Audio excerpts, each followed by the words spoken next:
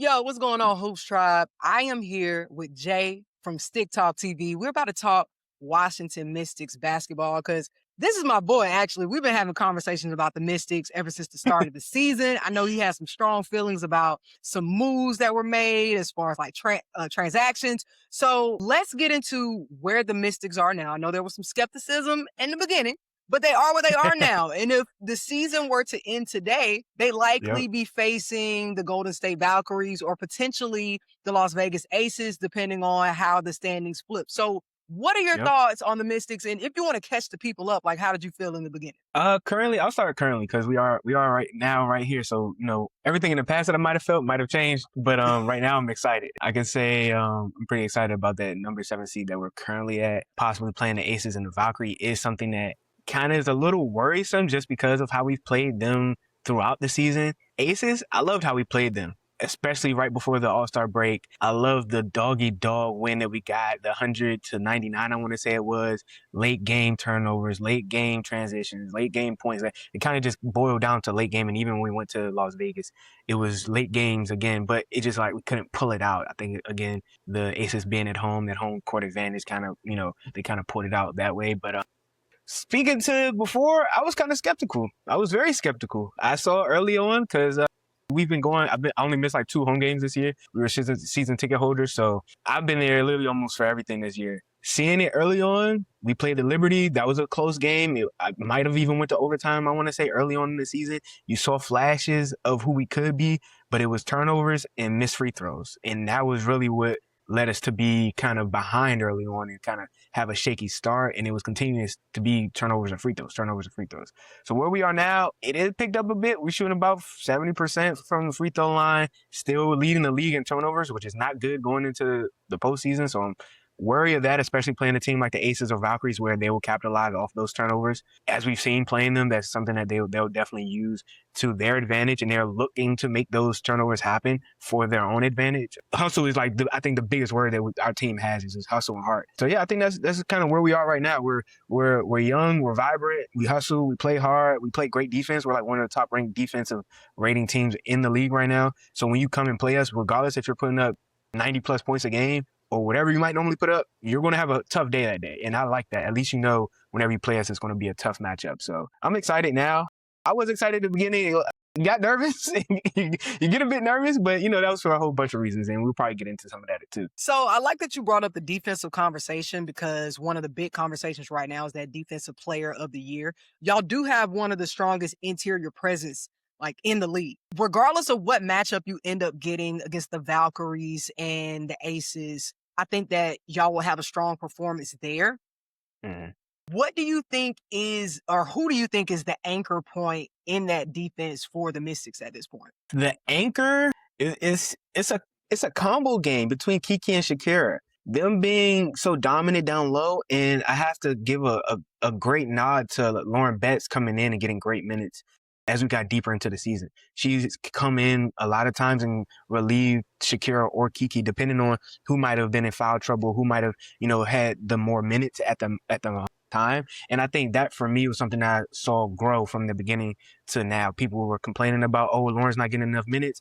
But over time, she started to get more and more minutes, and she started to find her groove in that rotation. So I would say between Kiki and Shakira, it can go either one, any game. Because again, going against Asia, Shakira was trying to do her thing. She was doing really well, I think, in my personal opinion. But you're going against the MVP and DPOY. So like, I don't know who's really stopping her all that often. We've seen Angel, get some stops and steals and things like that. But Asia's going to get to where she wants to get to. She's going to get that midi jumper and all that stuff. So I think the combo of Kiki and Shakira is something that's hard to stop and hard to plan for. Because Kiki is someone who has grown a lot in 1 year. And she's also spoken on this earlier in the season of picking her spots. She can see the ball come off the rim a lot better. She can see, okay, they're shooting from this side of the court, or they're shooting a long jumper from this side of the court. I need to be in a different position to be able to, attack the ball and things like that. And she's a force down there. I cannot lie.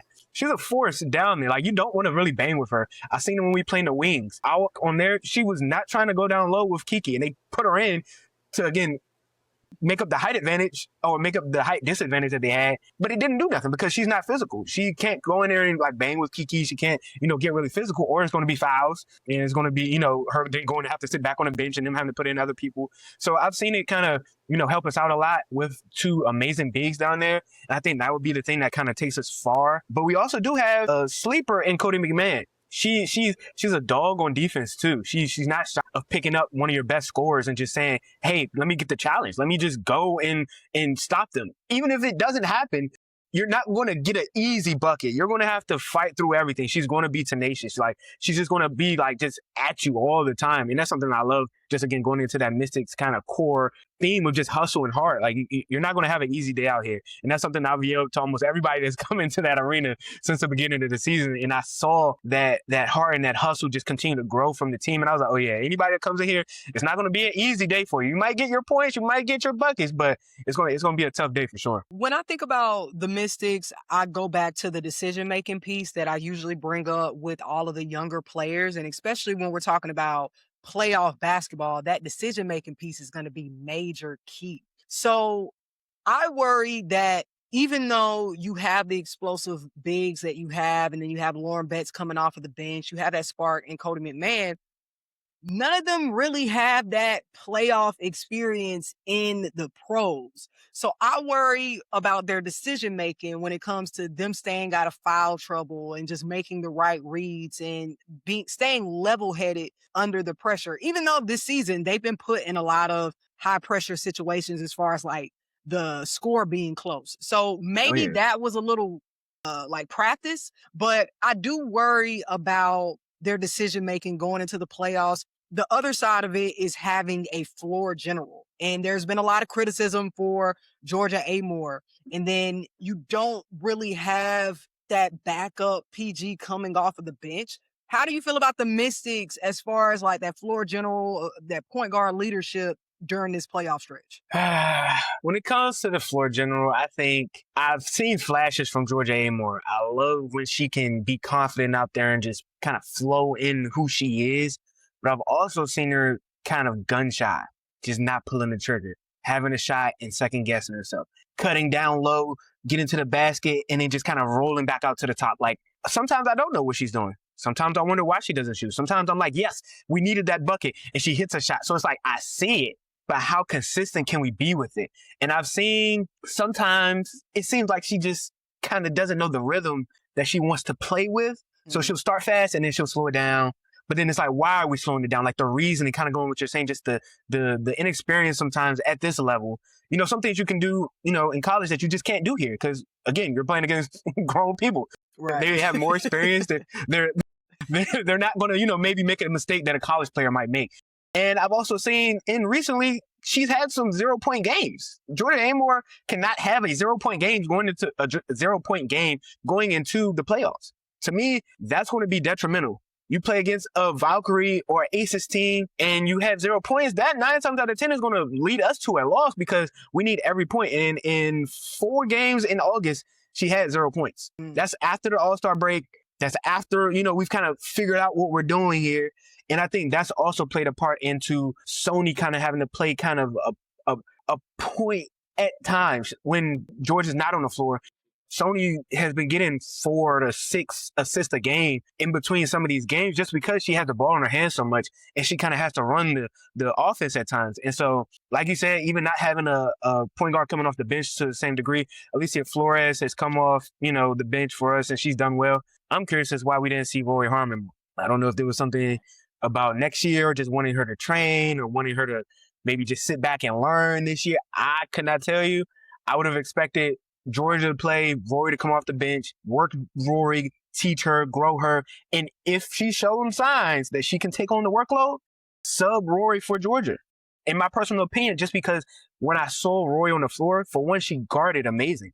She was tenacious. Her and Cody McMahon on the floor together, I think they're both getting 2 steals a game just from how they play. They would play amazing off each other. The energy, the fast pace, and Cody McMahon and her running a fast break together because Cody's a freight train. I call her a freight train myself. I don't know who else might have called her that, but when she grabbed a rebound on the defensive end, it's almost like watch out because she's coming full steam ahead. She's finding a way through that defense and she wants to get to the cup. And if she can't, it's like Alyssa Thomas-esque. Yeah. Yes. I said that all season. Yeah. she can literally go through you. And if you're down there, she doesn't care. She will go at you. She'll go at big. She'll go at anybody. And then that, again, she'll grow into making more of those shots, making better decisions through the years and the experience. But right now, she's, showing amazing strides. So I think Georgia just continue to develop, and having a space to develop will be something that would be wanted if she can. I'm not, of course, in the training facility. I don't know what everything looks like. I don't know what her knee feels like for her. I don't know what it's been like for her over this season, because we haven't seen her really talk about it. At least I haven't. If she has, I haven't seen it talked about as much. But I've seen she's been having fun out there. She's been, playing and kind of just feeling the flow of being back on the floor, which is great. I just don't want that to be the detriment. And it's not a detriment of her and as a person, but it's just a play on the floor. We can't talk about anything besides what you're giving us. And a lot of times we're getting less than 4 assists a game, maybe 2, 3. If it's a great game, you might get 6. So it's like the inconsistency and up and down. I just don't think a championship push team or an underdog team should have inconsistency in that position. That's just, it's a crucial position. You run the floor, you kind of telling people where to go, what's going to happen. And if people know coming off whatever games they might have played, hey, we're playing the Mystics, we got to think about Georgia, but Georgia's not the scorer. We know she's not giving us 18 a game. She's not coming off and even giving us 10. We don't have to think about that. We can worry about her just maybe on the floor when we're out there, but we're not playing for her. We're playing for Shakira, Kiki, Sony, and even probably Michaela and Cody. So I think that's one of the things that I worry about, is just the inconsistencies and seeing how do we make a playoff push when we have inconsistencies at the point guard position.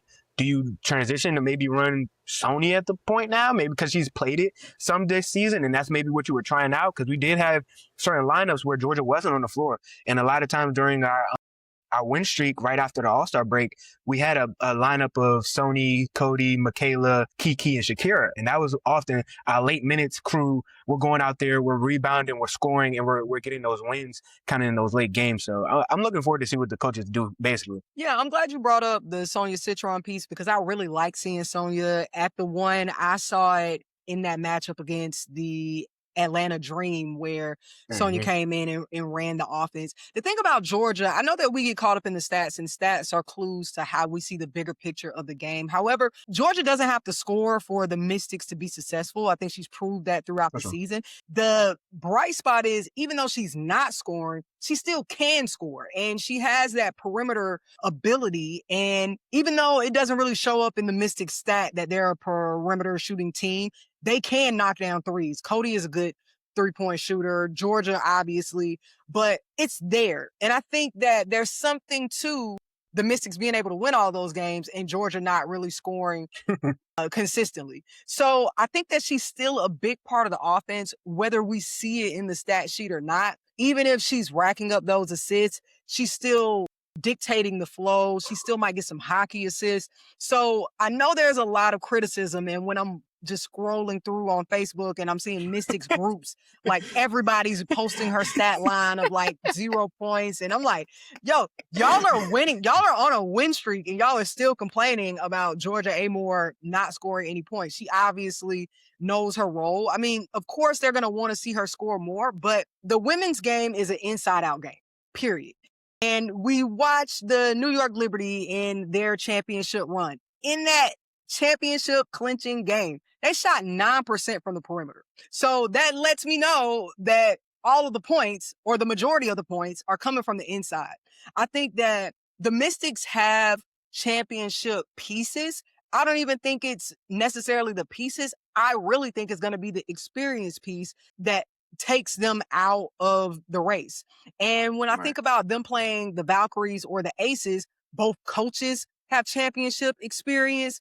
The roster has championship experience. And I think that could win out in the end. Now, when we're talking about the Aces, what they could have working in their favor is a wounded Aces going into the first round of the playoffs, because potentially Melissa Smith may miss the remainder of the season. I don't have that confirmation just yet, just going off of, I'm a person that's torn their ACL.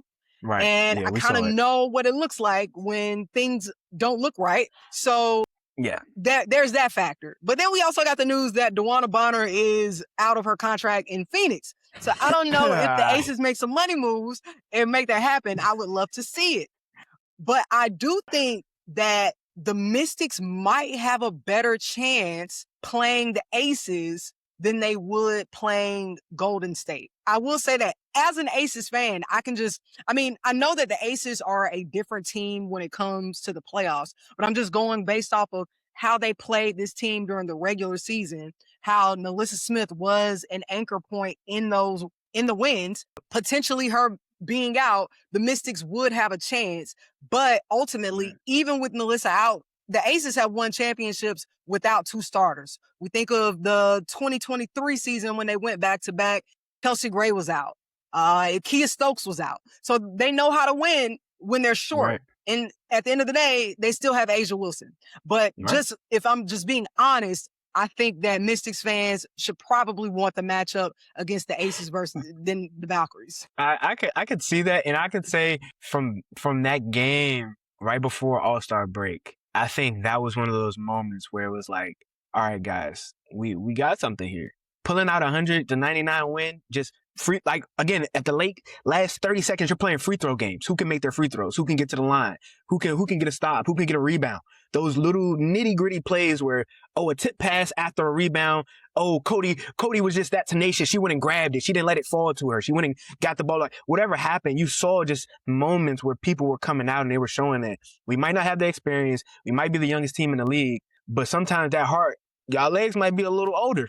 We're a little quicker and faster. That and the physicality piece. The Mystics gotta hope they get the same whistle at home during these playoffs.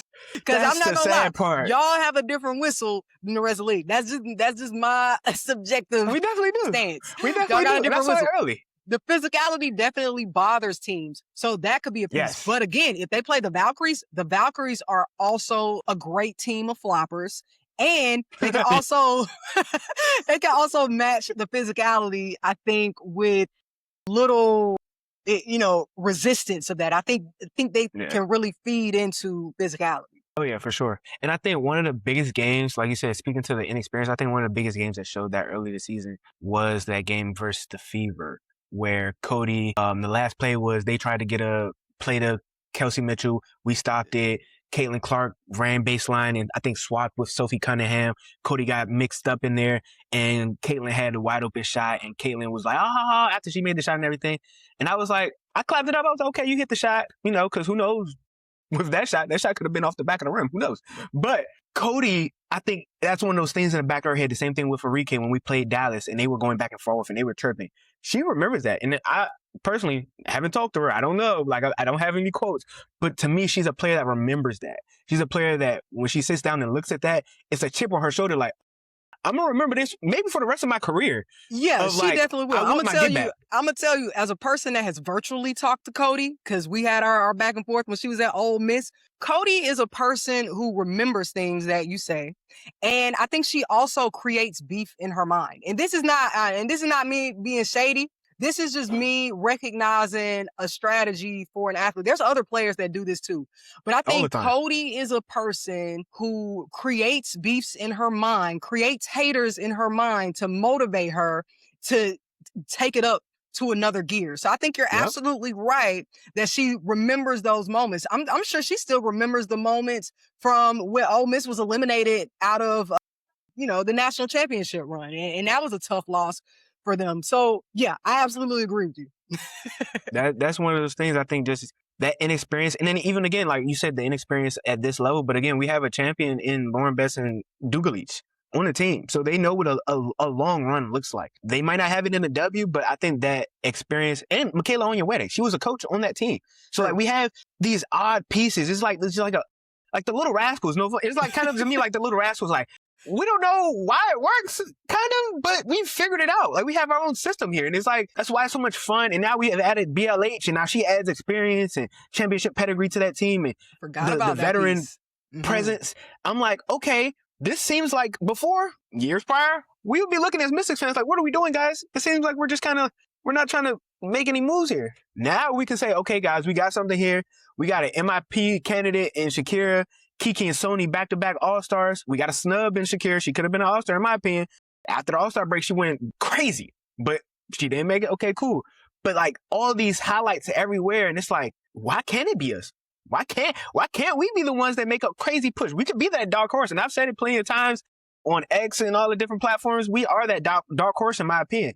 People see the Dream. The Dream have like top 3 defensive players on their team. Like they're a great defensive team. We're a great defensive team, but they have a lot more scoring. They play a lot more flashy, in my opinion, than we do. We're more physical and more hard nosed because, again, we have 2 bigs that are going to play down the paint. We're one of the best paint teams. I think top 2 in the paint. So like we know we're getting our shots in the paint. A lot of other teams like to play around the perimeter. We like, cool, shoot your shots. We're going to rebound though. We're the best rebounding team in the league. And I think they said we beat the record, I think, after last game for the most games of out-rebounding your opponent in a WNBA season. So to me, that lets us know that if we get there, you're going to have to fight tooth and nail, regardless of who's on that floor, regardless who's injured on your team. And like you said, let's say we do get the aces, because I wasn't mad at a Valkyries matchup. Because I didn't like that the meme that they tried to pull during the season. We got our get back day. The player put up the dubs and all that other stuff. Okay, cool, yeah, But I think we remember that too. We got to get back after it, but we want to put an extra stamp on it. But if we did get the aces, I pray for a healthy recovery from Nalissa. But I'm glad she wouldn't be on the floor if she's not going to be on the floor, because she's a problem. Her and Kiki go at it a lot, and I think I look at the little things when we're playing, not just the highlight moments and all that, like. The little shoves, the little pushes, get out of here. Oh, I got a bucket, get off me. Like, oh, I'm like, oh, okay. You play playoff games. Again, is that a foul in the playoffs? Is somebody getting teched up in the playoffs? What is that whistle going to look like? Because that can influence a game quick. We've seen Kiki get 3 fouls in the first half, and now she got to sit for a whole third quarter, basically, because she can't play. And even when we played the back-to-back in the Las Vegas, I think she had one game where she had 3 in the first half, and then she had to sit for a majority of the third quarter and only came in late. Or she had 2 in the first half and then got a quick second one after the half, and so she had to sit. Like, that can really ruin the whole game plan if Kiki can't play, or if Shakira gets in foul trouble and she can't play as much. So I'm curious as what the matchups will look like and what would shake out, because I think us playing the Valkyries would be nice, and I think, Dream may be playing Fever, and Wings may be playing the Lynx, and like these matchups can look pretty crazy. This could be a very exciting playoffs, but I'm just excited that we even in the talks, because we were not even a long time in coming, anybody's. Yeah, like 2023 was the last time, so it's like, all right, guys, y'all thought we were just going to be down and now, young team, don't worry about them, don't even think about that. And then going back to what Cody said, or what you said about Cody, is her not being on the scouting report that time, and her posting online, and like those little things that like add that chip on our shoulder as a team, because she might have just posted it, but everybody in the locker room feels that. Like, why wouldn't you put her on a scouting report? Like, that's the worst thing you could do. She could literally put up 18 in the game, as we've seen, and then it'd be like, oh, dang, maybe we should have thought about what she could do on the floor when we're not thinking about her. Like, yeah, she can just randomly get 12 on you. Like last night, I think she had double digits again. It could just happen because she's so tenacious. And then that's just one person. So now you have a Kiki, you have a Shakira, you have a Cody, you have a Sony who's just like the silent killer, just nonchalant out there, just getting buckets. And I think she's had now the most clutch points in a WNBA season after last night. So little moments that just add to that building block. And I think that's all it looks like to me. Just you're building and building and building. And it's like, okay, cool. Will it be everything that we need to win a championship? Who knows? Only time will tell. But even if we do not this year, I'm riding that train next year. Because next year, in that draft, don't forget we got the Skies pick. We should be top 3, top 4 pick. I got some people that I would like to see come here. As we spoke on, to give a better consistency on that floor, to give maybe a reunion for a player on that team. I see some stuff coming up. I don't want to say too much and have people, hitting my head because I said too much. But if you know, it's some people that we really want to bring there. And I think that'll transition that team from okay to all right. Now it looks way smoother. There's no cogs in the machine. There's no what's going to happen when this goes on, because breakdowns happen on the floor, incidences happen where we just didn't get the right playoff, or this person doesn't know this down the third. Cool, but once we get that, we know what we're doing, and we done had a year under our belt. Cool, y'all may or may not get us this year, but just wait till next year. Even if y'all do or do not, you're going to have to face us next year. And then the year after that. And then I don't know what the expansion draft is going to look like. I got some people that I would like to protect, that shouldn't be leaving and things like that. And I got some people that I would like to offer up. But that's, again, down the line. We don't have to worry about that right now. So I think it's an exciting time because it's optimism. I think that's the biggest thing is optimism. Like, we're optimistic in DC about the Mystics and what's going on in the culture and the heart of the team. And even Sydney. I was a stickler for what is he doing? I don't get it. I don't see the vision. And he's kind of proven that what he's been doing is building. Even the trade of Aaliyah. Okay, I was confused at the time. Now, makes more sense. We got Lauren, we got Cody, we got Kiki, we got Shakira. I don't see how Aaliyah would even fit in this. To be honest, I don't see how that would work. Yeah. I don't see how that would have been something that just smoothed over. Somebody wouldn't be here. We might not have Cody here. We might not have, Lauren here, depending. Like, it's just like how would certain things work in the system. But I think overall we're seeing, great pushes, great strives, overall great tenacity from a team that nobody was really looking at. And even a city, like, nobody's really looking at the Mystics for, or DC for a championship team, even with going to the Wizards and with AJ coming here now. Like, we have a young core on both sides, and it's like DC is going to be a fun place to come and watch some basketball games in the next 3 to 5 years. That's all I can say. So I'm excited. Super excited. I think you're making some good points. So as we wrap this conversation, one word response. Who would you rather the Mystics face, Valkyries or Aces? I'm going to say Aces. I'm going to say Aces. All right. Well, if that happens, that means me and you got to see each other in the first round. We're going to be talking a lot, for sure. Yeah, we're going to definitely, for sure. We're going to revisit this conversation as soon as the playoffs start. So Hoops Tribe, make sure y'all tap that subscribe button, turn on your notifications. Me and Jay, we got a lot to discuss. Best of luck to you, until we get to that time. And much appreciated. To you all as well. Oh, for sure. But Hoops Tribe, please let me know your thoughts in the comments, and let's talk hoops.